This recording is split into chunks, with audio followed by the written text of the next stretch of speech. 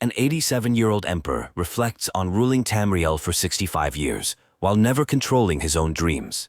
He has witnessed the gates of Oblivion and foresees doom sweeping across the land. It is the 27th of Last Seed, year 433, during the final days of the Third Era and the Emperor's life. A prison guard taunts a Breton prisoner about their magical abilities, mocking them as stuck-up snobs with cheap tricks. The guard cruelly suggests the prisoner will die in prison. Suddenly, guards arrive for the prisoner.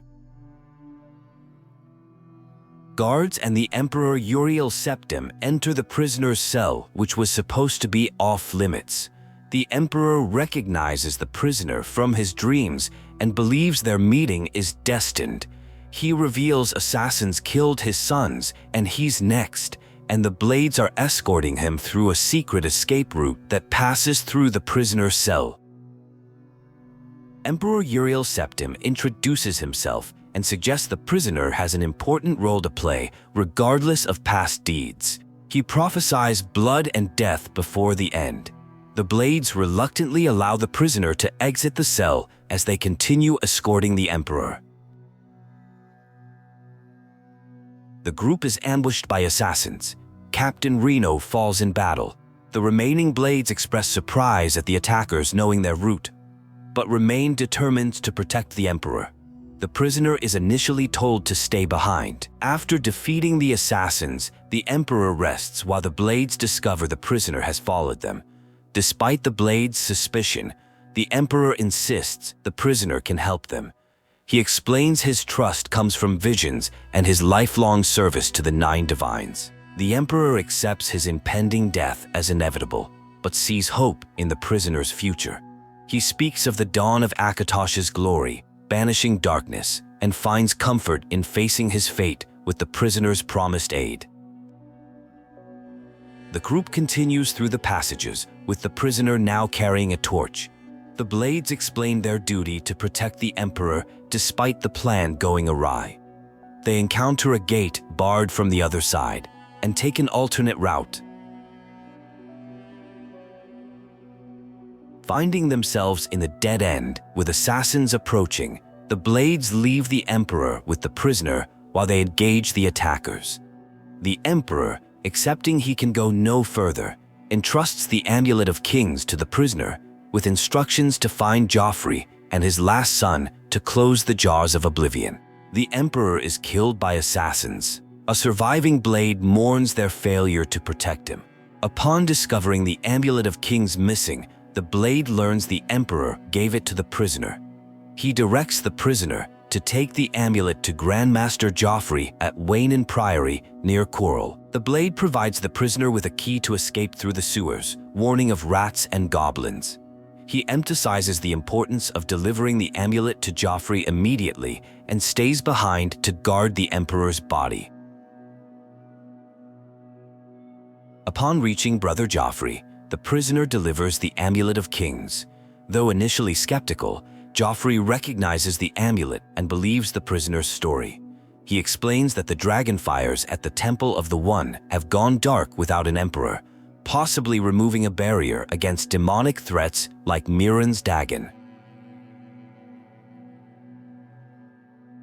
Joffrey reveals that years ago, as captain of the Blades, Emperor Uriel secretly entrusted him with his illegitimate son.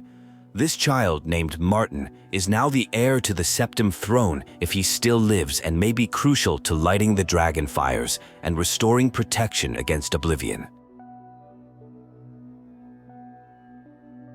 A priest named Martin is serving Akatosh in the chapel of Kvatch. He must be found quickly, as he is in danger. Martin never knew he is Uriel Septim's son. The mission is to find him and bring him back safely before enemies discover him. Kvatch has been overrun by Daedra. Glowing portals to Oblivion appeared outside the walls, and a massive nightmare creature came over the walls, unleashing fire. Savli and Matthias and some guards helped evacuate survivors, but the city is now a smoking ruin. Savli and Matthias leads the remaining city guards. They lost Kvatch because they were overwhelmed too quickly. Some civilians are trapped in the chapel. while the Count and his men are holed up in the castle. An Oblivion gate is blocking access to help them. Salvlian explains that closing the Oblivion gate must be possible since enemies closed gates they opened during their initial attack. He had sent men into the gate to find a way to shut it, but they haven't returned. The mission is to enter the gate and complete their task. Inside the Oblivion gate, a prisoner explains that to close the gate, the sigil stone must be removed from the top of the large tower called the Sigil Keep. The keeper has the key needed to reach it. This is the only way to close the Oblivion gate. After successfully closing the Oblivion gate, Salvlian plans a counterattack to reclaim Kvatch. With the gate closed, they can now rescue people trapped in the chapel. The battle for Kvatch is just beginning.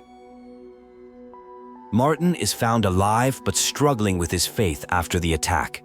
He's shocked to learn he might be Emperor Uriel Septim's son. After realizing the truth, he agrees to go to Waynon Priory to meet with Joffrey and learn more about his heritage.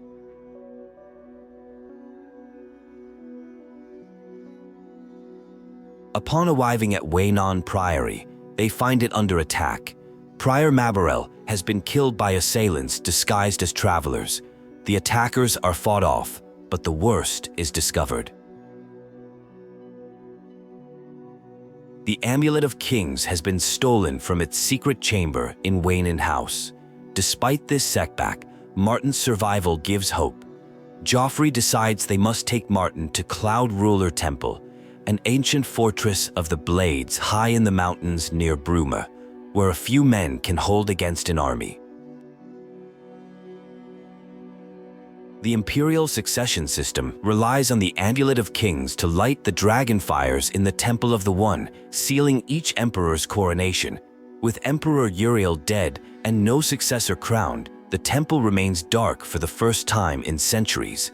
The Elder Council, headed by Chancellor Akado, currently leads the empire, while the independent Blades answer only to the Emperor. Martin must be taken to Cloud Ruler Temple for safety.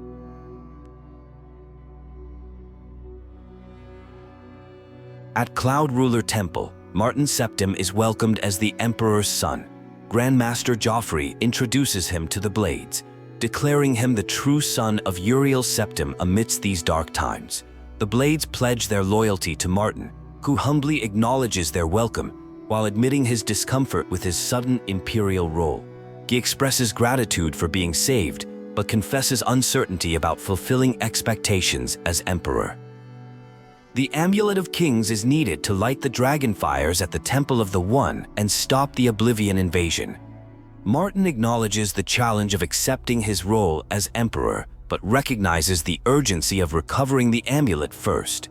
Joffrey explains that the barrier between Oblivion and their world has weakened, making stable portals possible, something previously thought impossible in Daedric magic.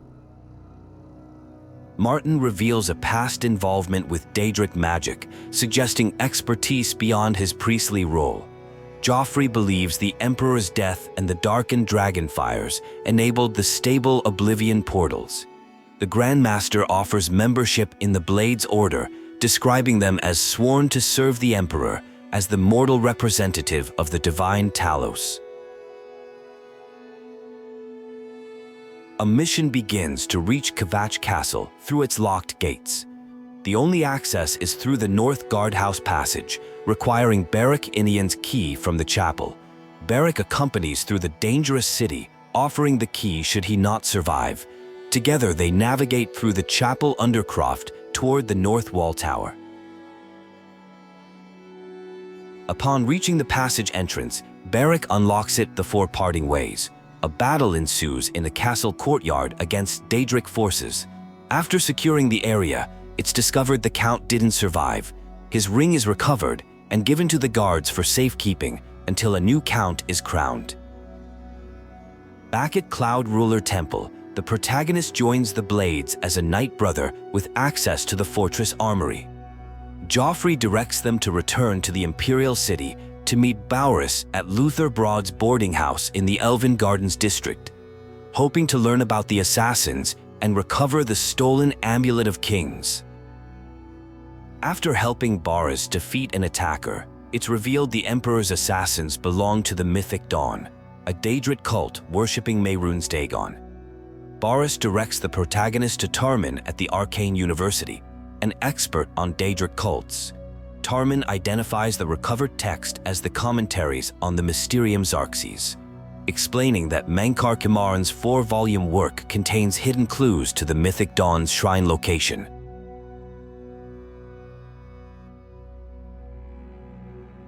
Finding the Mythic Dawn shrine requires all 4 volumes of Mankar Kimaran's commentaries.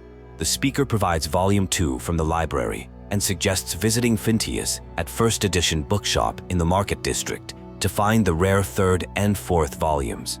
The commentaries are over 400 years old, dating to Tiber Septim's time. The Mysterium Xarxes is the holy book of the Mythic Dawn, supposedly written by Mehrunes Dagon himself. If real, it would be an artifact of great evil power.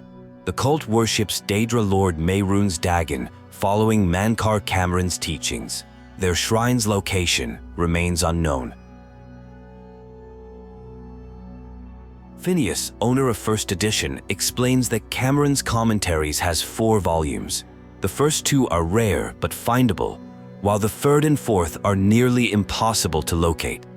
He has Volume 3, but it's reserved for Gwyneth, a customer from Valenwood who's late for pickup. Gwyneth arrives to collect Volume 3. When confronted, he initially denies knowledge of the Mythic Dawn cult, but eventually admits interest in Kimaran's writings. Shocked to learn they murdered the Emperor, he surrenders the book and provides a note with instructions for meeting a cult member for Volume 4. The investigation progresses as the Mythic Dawn is identified as responsible for the Emperor's murder. A companion suggests using the books to locate their hidden shrine and proposes meeting the cult contact in the sewers beneath the Imperial City to obtain the crucial 4th volume. The meeting with the Mythic Dawn contact turns violent. After defeating several cultists, the 4th volume is secured. The companion heads to Cloud Ruler Temple to protect Martin, while suggesting that studying all 4 books will reveal the location of the shrine.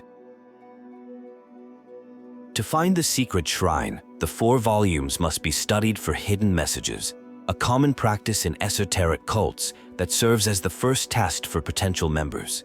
Later, it's discovered that the first letters of each paragraph spell out Green Emperor Way, where tower touches midday sun. After presumably finding the shrine and navigating various dangers, including cultist encounters and prisoner rescues, the protagonist returns with the Amulet of Kings. They're instructed to take it immediately to Martin, who has barely slept while awaiting their return. Upon returning without the amulet, Martin acknowledges the dangerous nature of the Mysterium Xarxes. He believes the book contains secrets to opening a portal to Mankar Kimaran's paradise, though reading such dark materials is risky. Martin recommends speaking with Joffrey about spies in Bruma while he studies the book. Martin explains that relighting the Dragonfires is the only way to stop the Oblivion invasion. These divine barriers have kept Daedra at bay for millennia, but can only be relit by a Septim heir wielding the Amulet of Kings. This was central to Mankar Kimaran's plot, and recovering the amulet remains crucial. Joffrey expresses concern about Martin handling the evil book, but appreciates having Boris guarding him. He explains that Cloud Ruler Temple was built by Cyrodiil's Akaviri Dragon Guard and has served the Blades as headquarters ever since, making it ideal for protecting Martin. Joffrey requests help eliminating spies spotted near Cloud Ruler Temple. He suggests speaking with Stefan, who has observed the strangers, and Captain Bird in Bruma, as the Countess has been informed about watching for suspicious individuals. The mission is to eliminate the spies and uncover their plans. Stefan provides intelligence that spies are regularly seen near the runestone at dusk. Though not particularly stealthy, Blades are forbidden from venturing far from the walls. Captain Bird in Bruma mentions having no reports of strangers, but authorizes searching Gyril's house upon discovering a Mythic Dawn spy. After eliminating both Mythic Dawn spies in Bruma, Joffrey commends the successful mission, but warns that the threat against Bruma and Cloud Ruler Temple is only delayed, not eliminated. He will warn the Countess, while suggesting consultation with Martin about progress on the Mysterium Xarxes. Martin reveals he has deciphered part of the ritual needed to open a portal to Mankar Cameron's paradise. The ritual requires 4 items, with the first being the blood of a Daedra lord, obtainable through a Daedric artifact. The ritual will consume the artifact to release its power. Martin explains that the Mysterium Xarxes functions as both gate and key to Cameron's paradise. Opening a gate from outside requires Martin to temporarily bind himself to the book, a difficult but achievable task. He continues working to decipher the remaining ritual components. A shrine to Azura is discovered, where the Daedric prince requests eliminating 5 followers who became infected while slaying a vampire.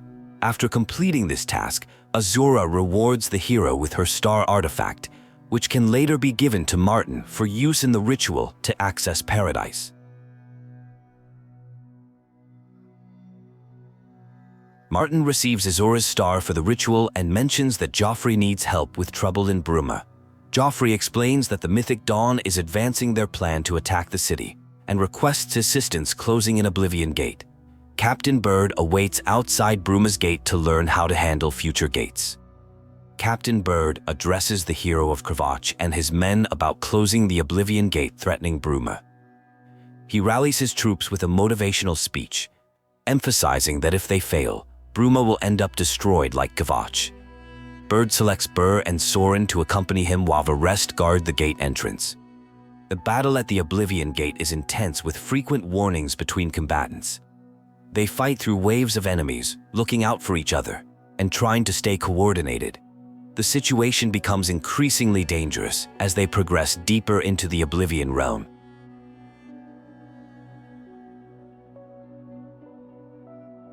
After successfully closing the Oblivion gate, Captain Bird expresses his gratitude and newfound confidence. He states that now he knows how to close these gates. He and his guardsmen can handle any new dates that open near Bruma. The captain acknowledges it was no picnic, but credits their success to their companion.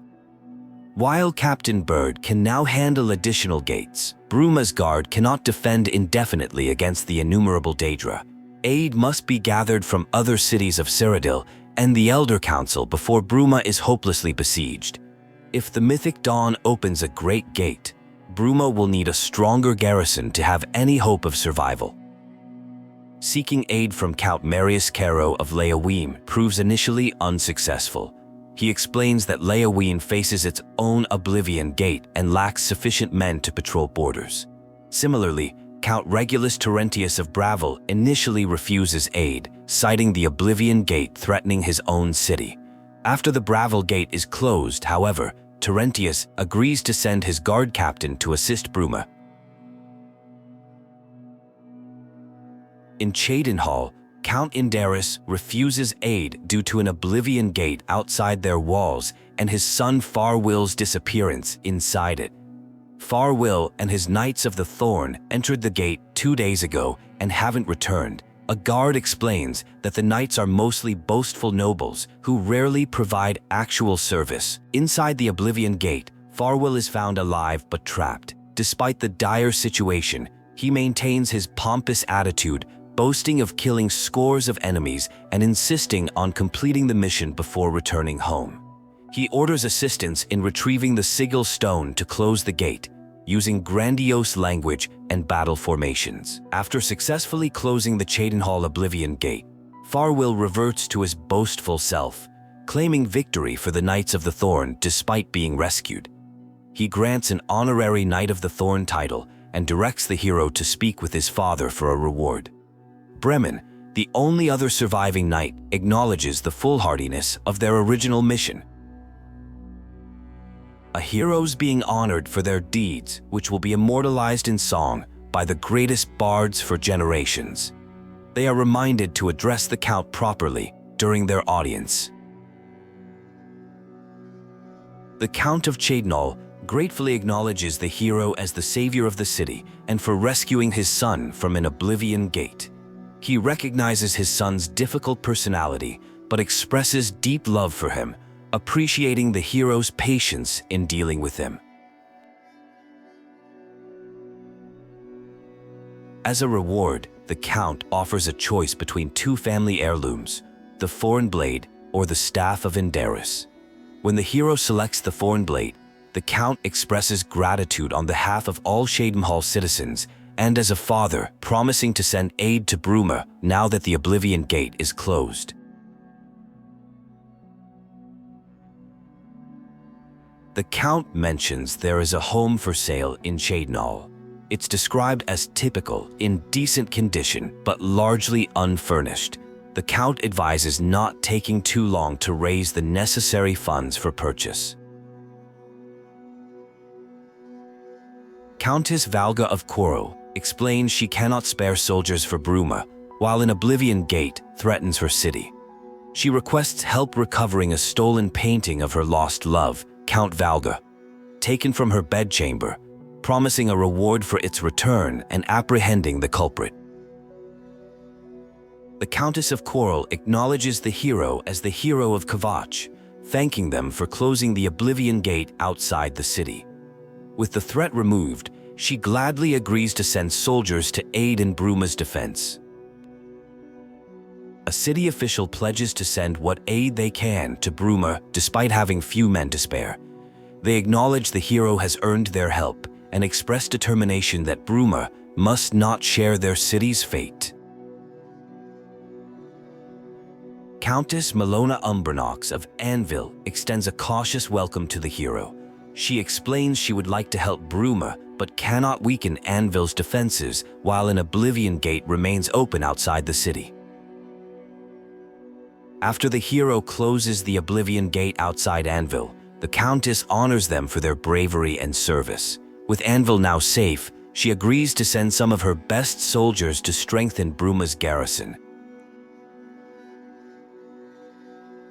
The Count of Skingrad states that while an Oblivion Gate threatens his city, he cannot spare soldiers for Bruma. He emphasizes his commitment to protecting his own city, declaring that Mehrunes Dagon will not have Skingrad while he remains Count. After the hero closes the Oblivion Gate at Skingrad, they are saluted as the Hero of Kvatch for their daring actions and for proving themselves once again. The Count of Skingrad explains that Mehrunes Dagon has no love for his kind or mortal subjects.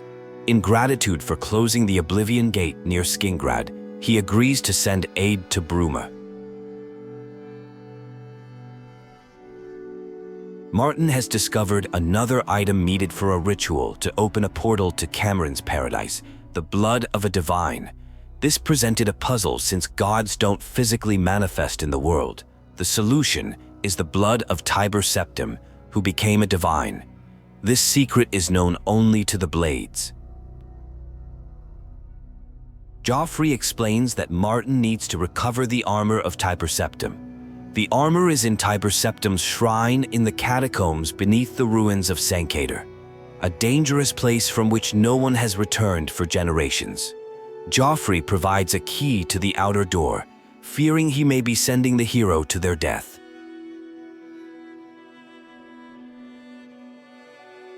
The Shrine of Sancator was once a pilgrimage site for all Blades before evil descended upon it. For centuries, no visitors have survived.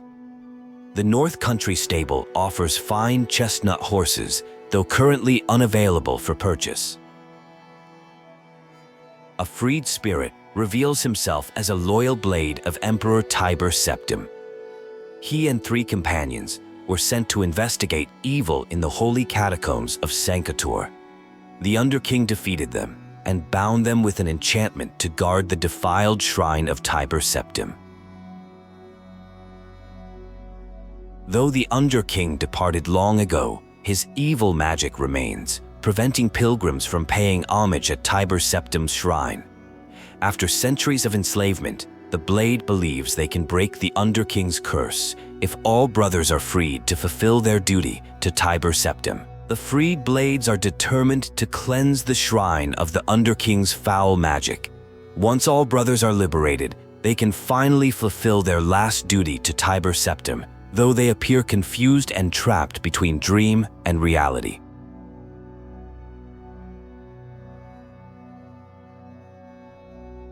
Progress on deciphering the Mysterium Xarxes is slow. The armor of Tiber Septim has been recovered, though Joffrey is protective of this relic. A scraping of Talos divine blood is needed, and the third item for the ritual is a Great Welkin Stone. The Great Welkin Stone can only be found in Mishkarkand, an ancient Ayleid ruin where many have perished. This formidable place is rumored to be haunted by the vengeful spirit of its last king. While all other Ayleid cities have had their great stones plundered, Mishkarkand's stone still shines in its dark halls. Despite concerns about risk, there appears to be no choice but to proceed with a dangerous plan. The Countess must be convinced to cooperate. A Great Welkin Stone has been successfully retrieved, leaving only one more item needed to open a portal to Mankar Cameron's realm. The final item needed is a Great Sigil Stone, which serves as an anchor for Great Gates. Obtaining it requires allowing the Mythic Dawn to proceed with their plan to attack Bruma, a risky but necessary strategy to recover the Amulet of Kings.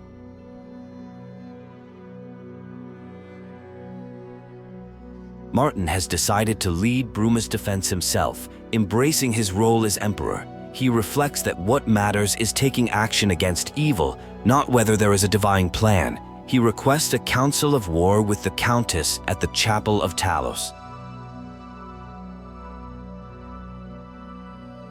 The Countess of Bruma acknowledges the desperate nature of Martin's plan, but recognizes the need for action. She agrees to meet Martin and prepare for battle, acknowledging the long relationship between Bruma and Cloud Ruler Temple.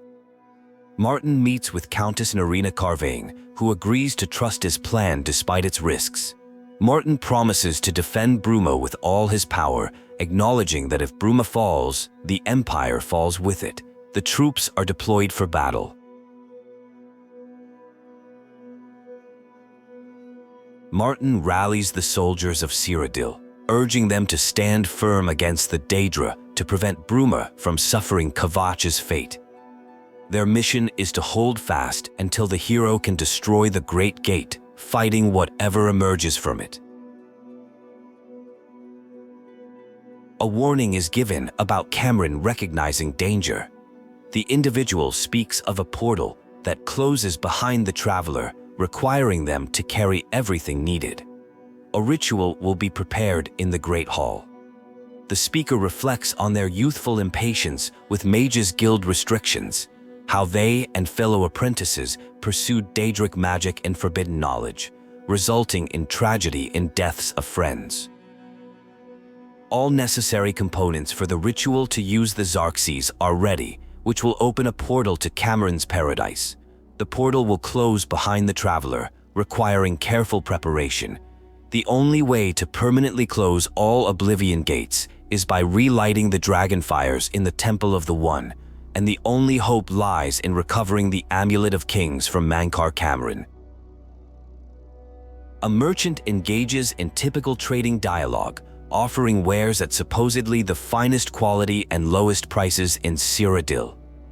The merchant expresses appreciation for business and engages in casual pleasantries with customers, including morning greetings and inquiries about well-being. An angry individual demands privacy when disturbed. Later, an orc named Mazoga speaks to someone they believe is a count, insisting on being addressed as Sir Mazoga, despite not having a lord. Mazoga requests that an Argonian named Wibamda be found, supposedly a hunter knowledgeable about the local woods. Wibamna responds to the summons, expressing wariness about needing Mazoga, but agreeing to go despite reservations. Later, Mazoga reveals Wibamna wouldn't take them to Fisherman's Rock and asks for escort there instead. Mazoga explains they need to find a man named Mogan's Windshifter who camps there, insisting on talking to him first without violence. Upon arrival at Fisherman's Rock, they encounter Mogan's Windshifter. Mazoga confronts him about killing her friend Ravindra, which Windshifter denies. Mazoga calls him a liar and kills him. Afterward, Mazoga explains that Windshifter led a gang of robbers who killed Ravindra after she reported them to guards. Mazoga had sworn a knight's oath to avenge her friend. Mazoga elaborates that upon witnessing her friend's murder, she vowed to become a true knight who rights wrongs. She acknowledges her limited knowledge about knighthood but intends to learn. She suggests her companion should also become a knight for helping her. Later, someone praises both for their noble deeds and offers to make them knights errant. The scene shifts to Anvil, where various townspeople discuss local matters. Topics include Pineris Inventius, hunting skills, peculiar screams from Benaris Manor, Captain Dougal's rumored treasure, and Mark Galit's skill with fireballs. A woman then approaches with a problem involving her husband Gogan, who was robbed of a valuable family heirloom ring. The woman explains that a gang of women has been luring men to remote locations and robbing them. Her husband Gogan fell victim to their scheme, losing their family heirloom wedding ring. She offers 100 gold pieces for its recovery, directing to start the search at the Flowing Bowl Tavern, which attracts unsavory characters. Gogan confirms his wife's story, describing how he was approached by attractive Nord and Imperial women at the Flowing Bowl. They lured him to a farmhouse, convinced him to remove his clothes and valuables, then robbed him at weapon point, sending him away nearly naked. Later, two women named Signy and Faustina approached someone at the tavern, inviting them to their cozy farmhouse at 11 o'clock, marking the location on their map.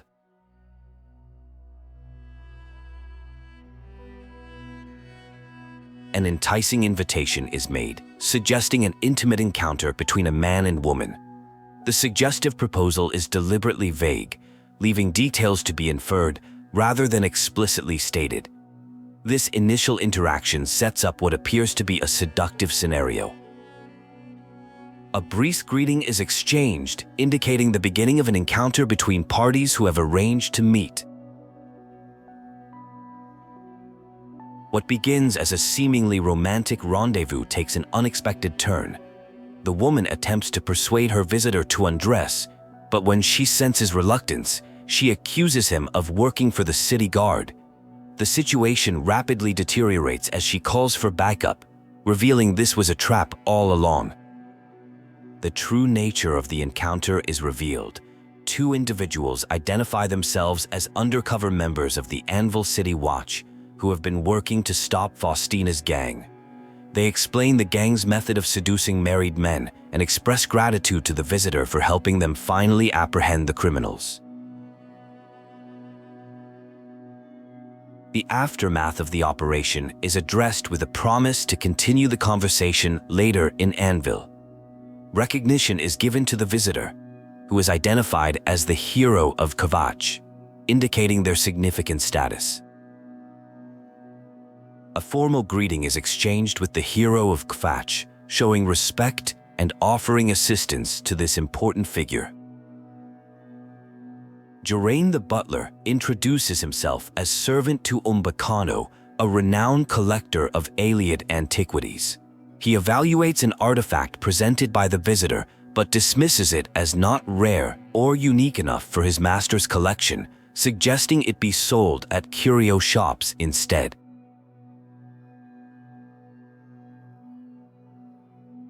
Preparations are complete for an important ritual to open a portal to Mankar Cameron's paradise. The speaker warns that the portal will close behind the traveler, who must find another way back. They suggest killing Mankar Cameron to unmake paradise, comparing his role to that of a sigil stone anchoring an Oblivion gate. Mankar Cameron greets the visitor to his paradise, Gyre Alada, describing it as both a vision of past and future. He challenges the hero of destiny to traverse the savage garden and meet him at Cyrodiil Agaelor, his seat at the pinnacle of paradise. A formidable guardian acknowledges the visitor's previous victory at Garanon and offers a choice: confront them in battle or offer service.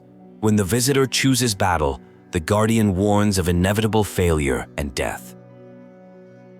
A philosophical discourse on Daedric realms is delivered, claiming Tamriel is actually a Daedric realm called the Princedom of Lorkhaj.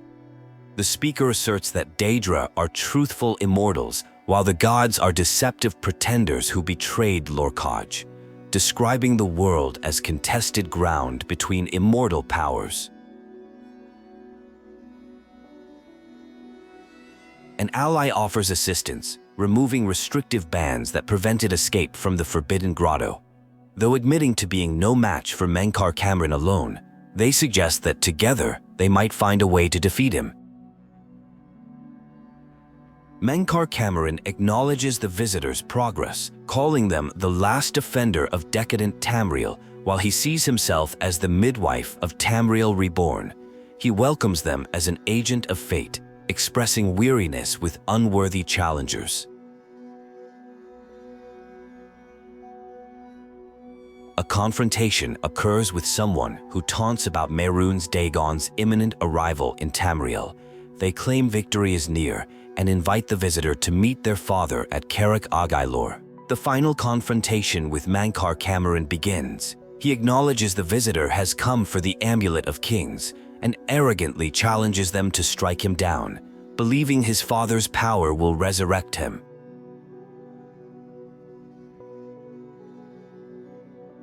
The hero returns victorious, having defeated Mankar Cameron and retrieved the Amulet of Kings. Martin Septim acknowledges his heritage and destiny, recognizing that as a Septim, he should be able to wear the amulet. The Dragonfires must still be lit to stop Mehrunes Dagon's invasion. Chancellor Okato formally accepts Martin Septim's claim to the imperial throne on behalf of the Elder Council. Their ceremony is interrupted by news that Oblivion gates have opened within the city walls and Daedra are attacking. Martin refuses to retreat to the palace, instead ordering everyone to proceed to the Temple of the One. The confrontation with enemies begins, with references to previously battling fearsome mud crabs. The situation appears dire as hostilities are exchanged with unnamed adversaries. Mehrunes Dagon has arrived physically in Tamriel, making the Dragonfires ineffective as protection. The barriers that once guarded against Oblivion have collapsed. Mortal weapons can harm, but not destroy him now that he's physically present. The Amulet of Kings bestowed upon mortals by Akatosh contains divine power that might be effective against Dagon. Though not designed as a weapon, it represents a final hope. The plan requires reaching the Dragonfires and the Temple of the One.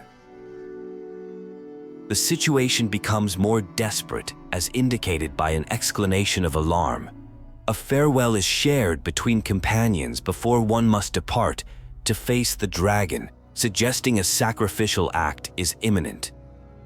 The amulet is destroyed, but Dagon is defeated. The dates of Oblivion are permanently sealed through the combination of dragon's blood and the Amulet of Kings. The last Septim passes into history, marking the end of the Third Age and the dawn of a new era. Questions arise about Martin's whereabouts after the victory. It's revealed that Martin transformed into the avatar of Akatosh when the temple dome exploded.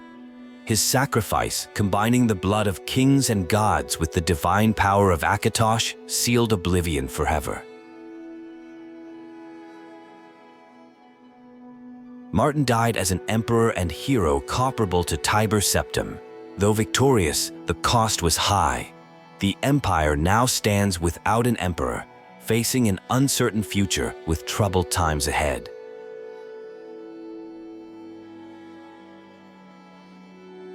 the survivor is proclaimed Champion of Cyrodiil by the Lord High Chancellor of the Elder Council.